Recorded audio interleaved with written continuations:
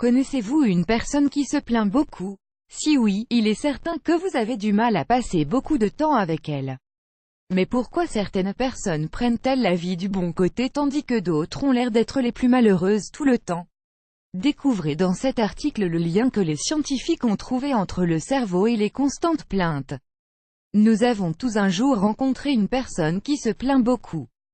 Le fait de se plaindre n'est pas simplement un trait de caractère, mais les scientifiques ont découvert récemment qu'il y aurait une relation entre le fonctionnement du cerveau et les réactions négatives telles que les nombreuses plaintes ou la dépression et l'anxiété. Différents types de personnes qui se plaignent tout le temps, l'éternel insatisfait. Cette personne est toujours mécontente, mais ne propose ni n'accepte aucune solution pour remédier à la situation.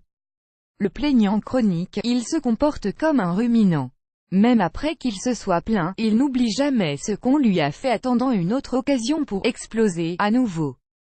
Cela peut causer encore plus d'inquiétude et d'anxiété à chaque fois qu'il s'en souvient. Le chercheur de sympathie, ce type de personne recherche toujours qu'on se joigne à sa souffrance. Elle veut toujours montrer qu'elle est la seule à souffrir et a besoin que les autres compatissent tout le temps. Les scientifiques ont aussi découvert que la plupart d'entre nous renforcent involontairement la mauvaise habitude de se plaindre, soit pour le simple plaisir de se plaindre, ou pour attirer les regards et donc l'attention des autres. Cependant, si vous avez l'habitude de vous plaindre, votre cerveau réagira en fonction. Advertis engine read invented by TEADS. Advertis engine read invented by TEADS. La négativité reprogramme votre cerveau. Donald Hebb, un neuropsychologue, a émis l'hypothèse que les neurones se connectent dans notre cerveau à la suite d'expériences de vie particulières. Chaque fois que nous avons une pensée ou une sensation physique, des milliers de neurones sont déclenchés et forment un réseau neuronal interne.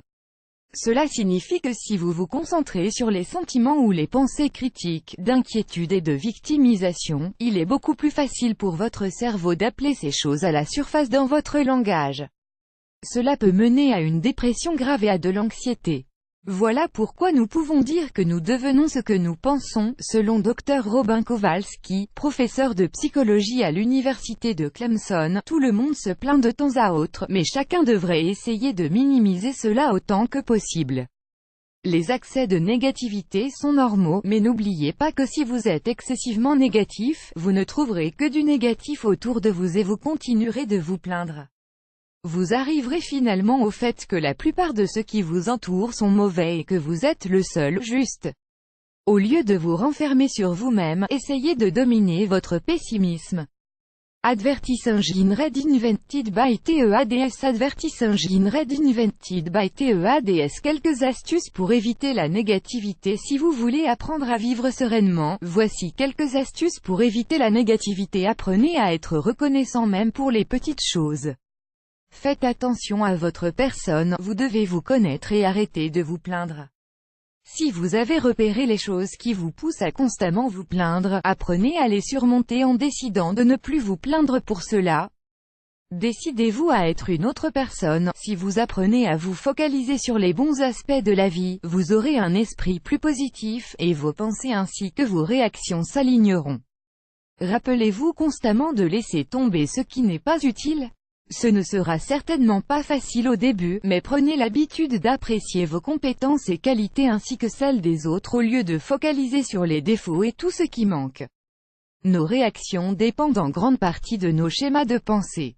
Si ces dernières sont négatives, le pessimisme en découlera. Si elles sont au contraire positives, nous agirons plus positivement.